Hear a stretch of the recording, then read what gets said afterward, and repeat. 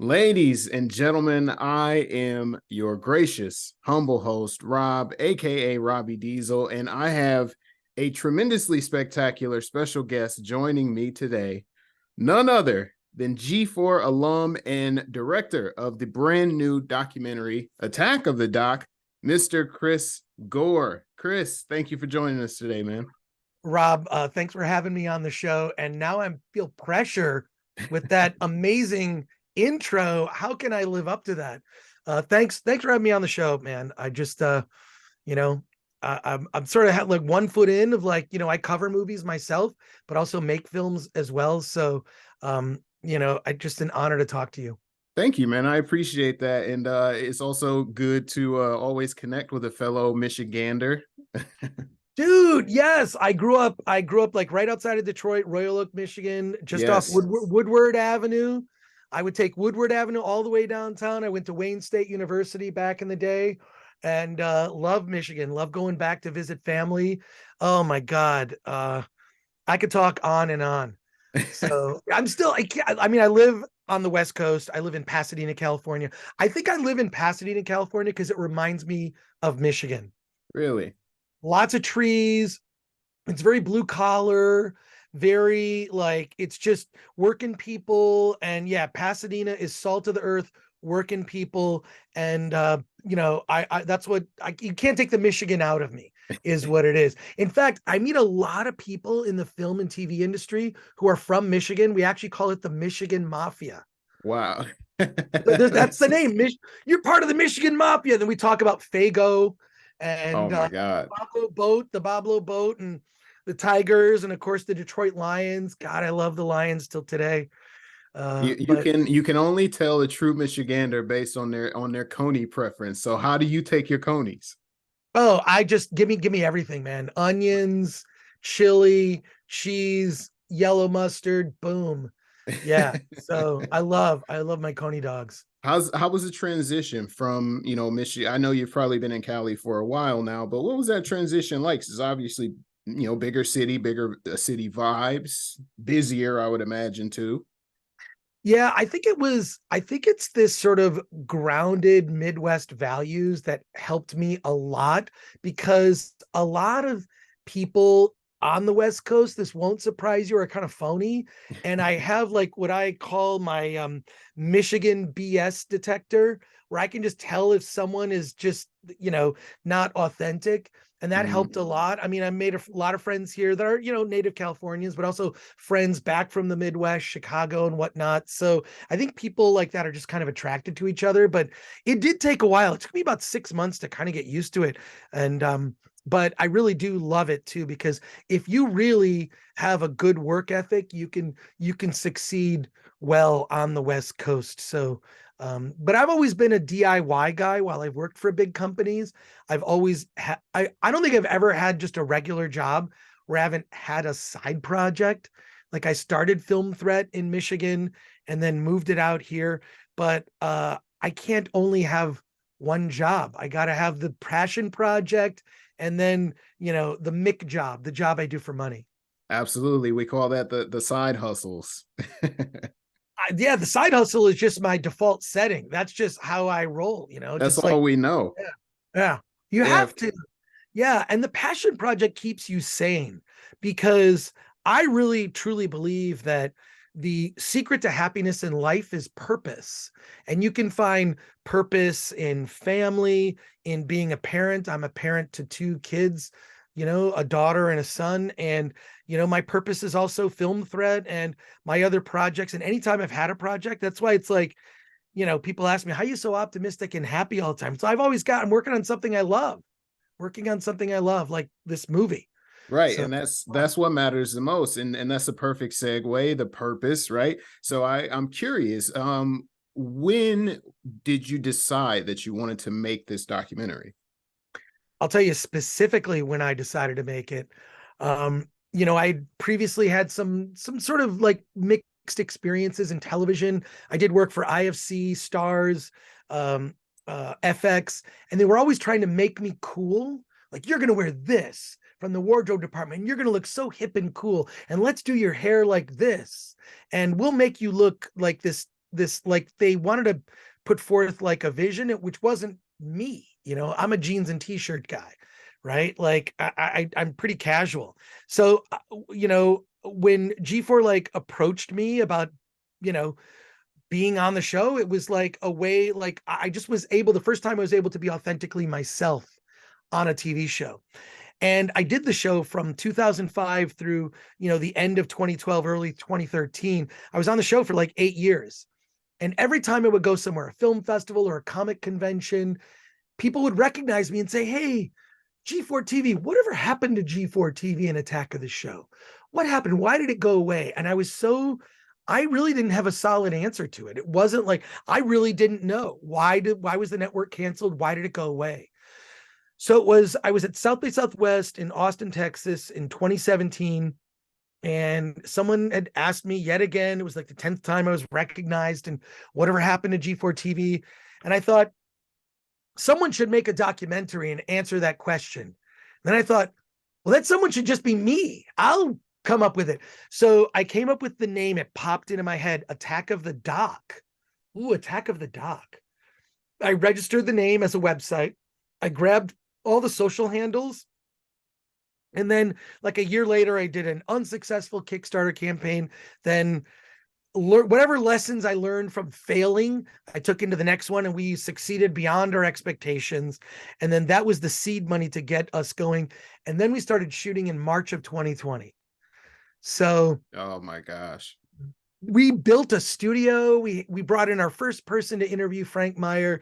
We interviewed him, and then what happened? The pandemic happened. And yeah, so we spent the next year trying to figure out, well, how are we going to make a documentary where we can't even like be face to face to people, or masking, or what are the rules? And then there were COVID compliance rules, state of California, that were so expensive. We would have spent all our money just being COVID compliant, nothing on the movie.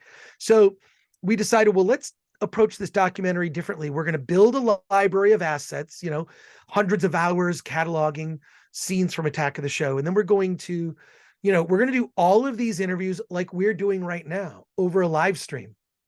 That's how we're going to do it. So I interviewed more than 20 people who worked behind the scenes on Attack of the Show, including the 2 directors who combined, Genji Keen and Alan Wu. They directed 1,000+ episodes. John Reiber, executive, the head writer, Casey Schreiner. And I interviewed them like I'm talking to you right now. And I use that audio in the doc to kind of give it this period feel, like you're hearing these disembodied voices, getting their expertise, but you're experiencing Attack of the Show and kind of getting sucked into it. So that was the approach. I mean, the doc took like a year and a half longer than I originally planned. I wanted to do the movie. I'll do the movie in 2 years, and it took, almost twice as long. But considering the challenges that were, and wrenches that were thrown in, like a pandemic and G4 returning, I think we were able to pull it off.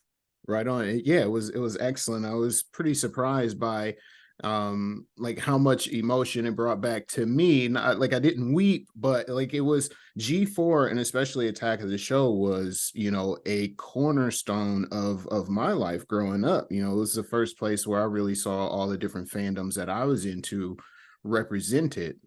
So my next question is, outside of answering the question, what happened to G4? Why do you feel it was important for you to tell the story of what happened to the channel, and specifically Attack of the Show?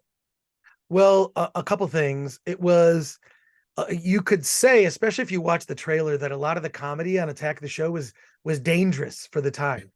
I mean, it was dangerous. It was edgy humor.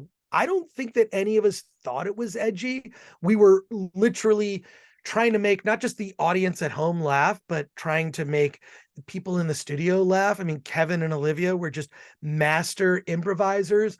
When the show went off without a hitch, it was funny. When they made mistakes, it was funny. But part of the reason I wanted to make it was to remind people of a time when we were less divided. There's almost like on any given episode of the Attack of the Show, someone did something that was cancelable. I mean, I look at things that I did and said on the show, and I'm like, ooh, wow. Yeah, if we did that today, I'd probably be canceled, or there'd be some kerfuffle on social media, someone upset. And I think I wanted to remind people of a time when, we didn't worry about that so much. We weren't doing content and we weren't doing a show to please the mob on Twitter. We were making it genuinely to make people laugh, to make them, you forget whatever their daily thing is and just like, hey, you know what? Check your brain for an hour. You might learn something, but you don't have to learn anything. And I wanted to remind people of that time. I mean, look, I expect us to be divided when it comes to politics. That's kind of always been that way.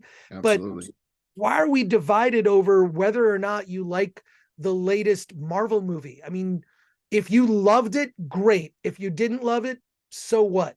I'm not going to yuck your yum. My opinion doesn't invalidate your opinion. And it's just, really, the rhetoric on social media is so divided. I feel like they're trying to keep us divided. They're trying to keep us fighting over things that are really, at the end of the day, inconsequential. There's a movie and a story that covers this. You're going to think I'm crazy, but you probably already know it. It was about this totalitarian dictator that kept all these kingdoms fighting amongst each other so they wouldn't realize who the real threat was, which was Ming the Merciless. And it's the story of Flash Gordon and how Ming the Merciless kept like the Hawkmen fighting Prince Baron and all these different kingdoms of Mongo were fighting amongst each other. Ming just sat there and kept them fighting. And I think that we are not as divided as a country as you would think from social media. I think, as far as I'm concerned, if someone has an opinion that vastly is different from my own, you know what? I don't care. You're an American and a human being.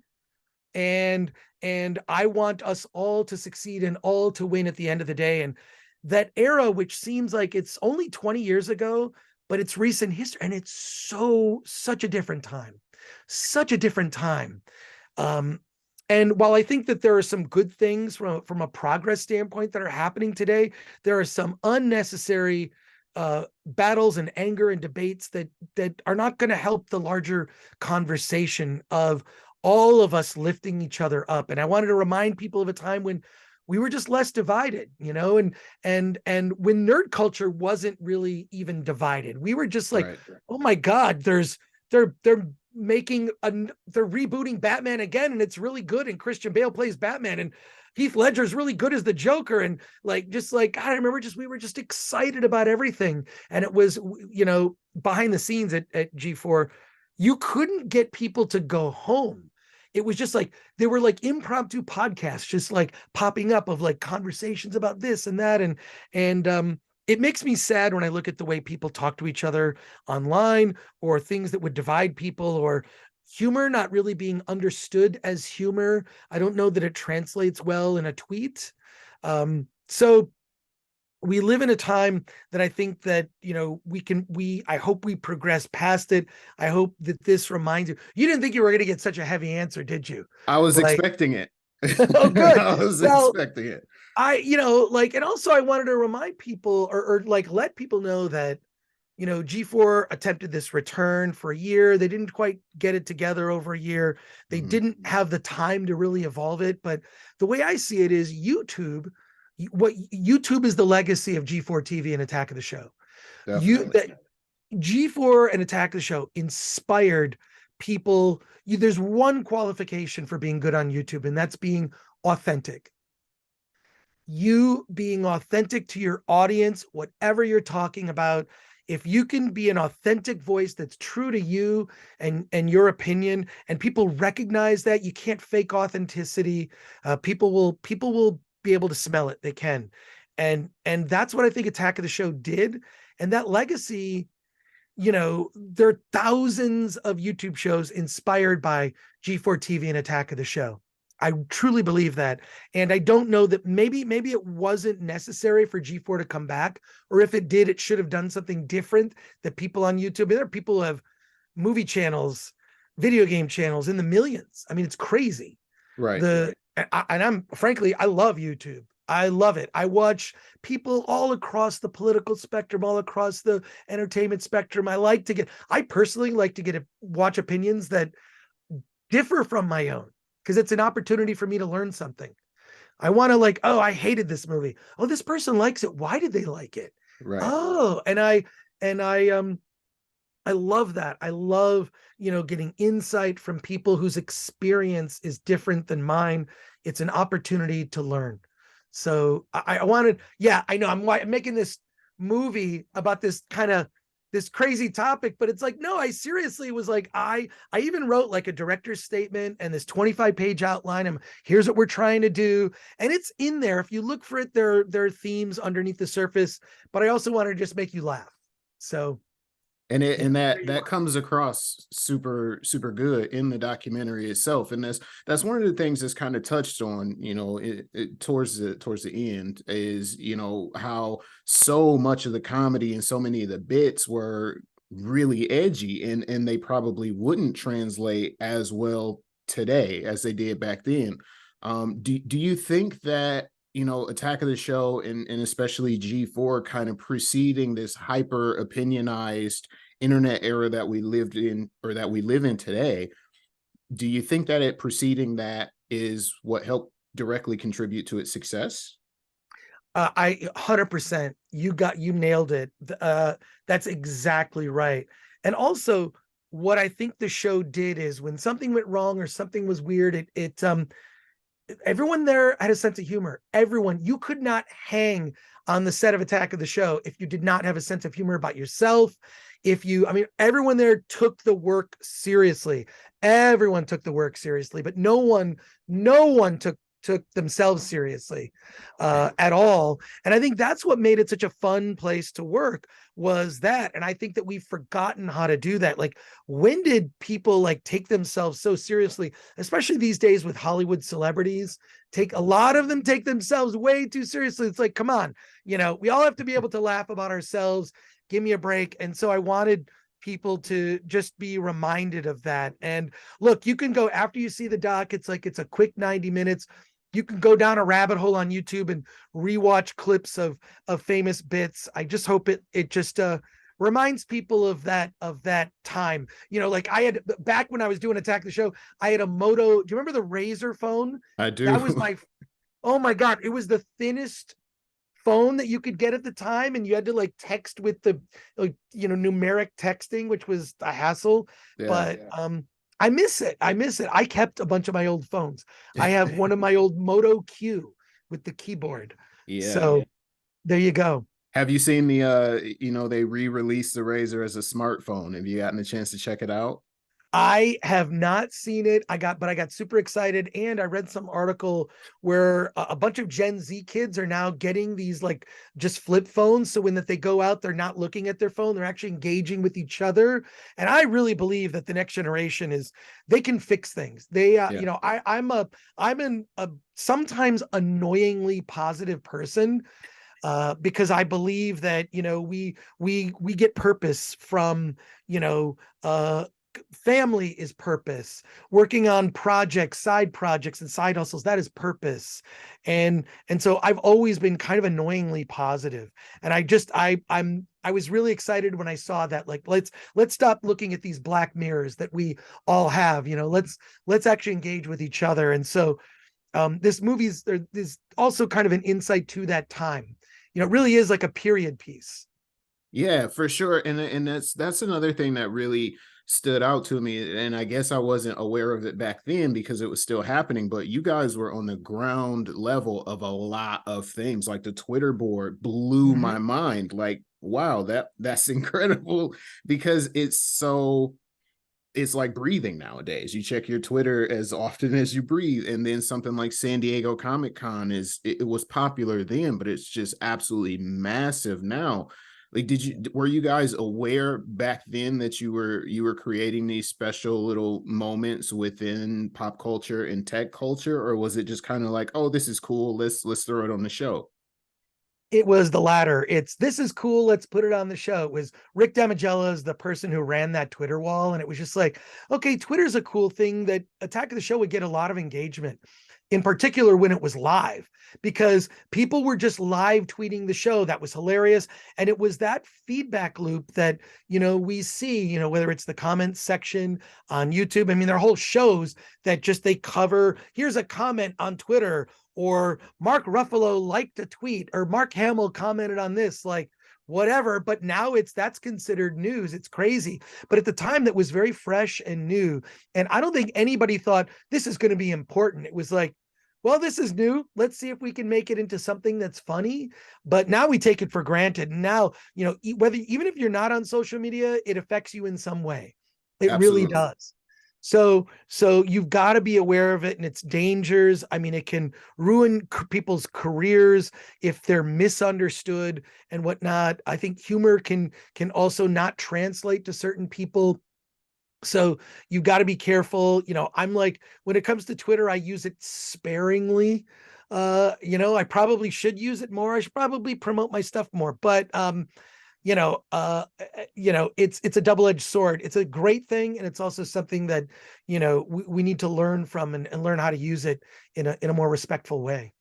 Yeah, 100%. It is something that we use. I say we, society as a whole, we use so much. But I feel like, it's one of those things where you look at it and you're like, you're doing it wrong. Please use this for its initial purpose, which was that to interact with, the things that you love. And, news. It was a tremendous source of news at first. And now it's just this kind of giant meeting place where people scream into the void, so to speak. Um, Absolutely. Yeah. I want to know, out of curiosity, Mhm. as we get ready to wrap up here, I want to make sure I respect your time, of course. For sure. What's the biggest thing that you hope people take away after they watch this documentary? Wow. The biggest thing that I hope people take away from the doc is just to uh, uh just to be reminded of this era when we were more united, and maybe to take yourself a little less seriously. We certainly didn't take ourselves seriously doing crazy comedy bits. Maybe be a little less enraged on social media, knowing that there are people. I mean, yes, there are bots, but there are people behind those screen names. And I think that G4, it's almost, you look at it and it was an innocent kind of quaint time. And I think just a reminder of it, not just through the member berries, but through some of those themes, just be reminded of that. And I think that it's important for people to take away, like, hey, it's recent history, but uh, as far as I'm concerned, we're all human beings in this world. And if we can learn to actually even respect each other, have a conversation online respectfully, even if we disagree, that's what I would love people to be able to do. That is literally an agenda that I have. How can we talk to each other respectfully on the internet, even if we disagree? If we can make that happen, we can solve any problem. But our government is incapable of that. Different people on sides of, with nerd conversations, people get so incensed or take things so personally. And I don't think we did at the time. It was like, oh, you like this run of Daredevil? Well, this is clearly the better one, but you love that one. That's fine. So it was weird. I don't ever remember like being upset at someone for having an opinion that was different than my own. And if anything, I want to remind people, hey, there was a time where if you had an opinion that was different, we didn't like, no one was vilified. It was just, you move on. And at that time, that's kind of the way it was. So I know it's like, it's just sort of like way, way, way beneath the surface in there. But I think just making a period doc that captures that era, I hope that that's the big takeaway that people get. I hope so as well. I thoroughly enjoyed it again. Like I said, I wasn't expecting going in to feel the things that I felt, because it's a period piece, and it brought back a lot of memories from that era where you're right. Like fandoms and interests were not as fractured back then as they are now. It's like, hey, you like, the Christopher Reeve Superman, cool. I dig Henry Cavill. It's cool. Like we can be fans of the same character but different actors, whereas now it's like whoever can scream the loudest is the most right. So Chris, I tremendously appreciate you for taking the time out to speak with us. Attack of the Doc premieres the 21st. Yes, 21st, Friday, April 21st. And then you can get it on video on demand on April 24th, which is the 21st anniversary of the launch of G4TV. You can rent it, you can buy it, and the special edition Blu-ray will be out in July. So check that out. And you can go to Attack of the Doc, that's doc.com, to check it out. But Rob, I got to ask you, like, where are you in Michigan? Like, what area Like because I grew up in like Royal Oak area, but I would hang in like downtown Detroit. I used to go to all the time, Rock and Bowl and like just all the fun things downtown and Greek Town and just all that stuff. I just love it. Yeah, man. So right now I live in Grand Blanc, which is a little further north than Royal Oak, but I am a byproduct of Flint. So I was born and raised on the north side of Flint. As I grew up, but started a family, moved to Grand Blanc, and that's where I'm at now. Grand Blanc, Michigan is where Yes, my sir. grandparents were. When I was a kid, I would be at their house in Grand Blanc every weekend. We'd go picking apples and feed the deer. We would, my grandma would make like homemade preserves. And then I had another grandmother in Flint. We would go Ooh. there all the time. And what was the museum that closed down there? It was so great. It was in Michael Moore's movie. They did like The Auto Auto World or World, yeah. oh my God, I went to Auto World, but yeah, I spent a lot of time in Flint and both Grand Blanc growing up as a kid. And I loved it. It's sad for me, like looking at what's happened to Flint, Michigan now. It's a tragedy. And I mean, I could go on and on about how horrifying that situation is. Having my grandmother and knowing people in Flint, Michigan, and following Michael Moore's work and whatnot. It's awful, but I cannot believe you're in Grand Blanc, dude. I'm That's here, man. awesome. Oh, I love it. Yeah, we're just trying to survive the part 3 of winter. Yeah. Eventually it'll warm up here. Maybe you can send us some of the beautiful sunshine from sunny California. Well, Grand Blanc's a Rob, you got beautiful area. three Michigan people on because my sister lives in Grand Blanc. I was raised in Marquette.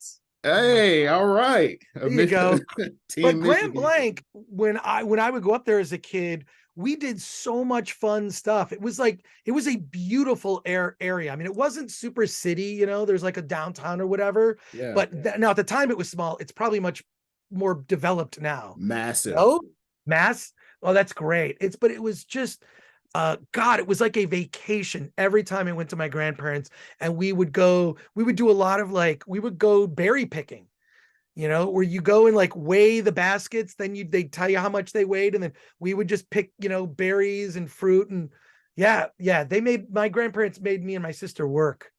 It's crazy. That's awesome. Oh, man. I feel like I need to be an honorary member of the Michigan Mafia now. You are an honorary. Look, if you're from Michigan, you're in the Michigan Mafia. Sweet. That's all you need. But wow, Flint and Grand Blanc, those cities were very important to me as a kid. Man, that's great. Well, Yeah, Rob, dude, hopefully tweet at me. I'll follow you on social media or Instagram or whatever. Sweet. And thank you for the support of the documentary. I really appreciate that. I hope you enjoyed it. So I definitely did, and I hope that everybody out there that sees this goes and checks it out. Attack of the Doc. If you're in Cali, you can check it out on the 21st. Video on demand on the 24th. Watch it. I promise you, you will not regret it. Ladies and gentlemen, Chris Gore, thank you for joining me, Chris. I appreciate it. thanks, Rob. This was awesome. Thank you. Appreciate it. Thank you.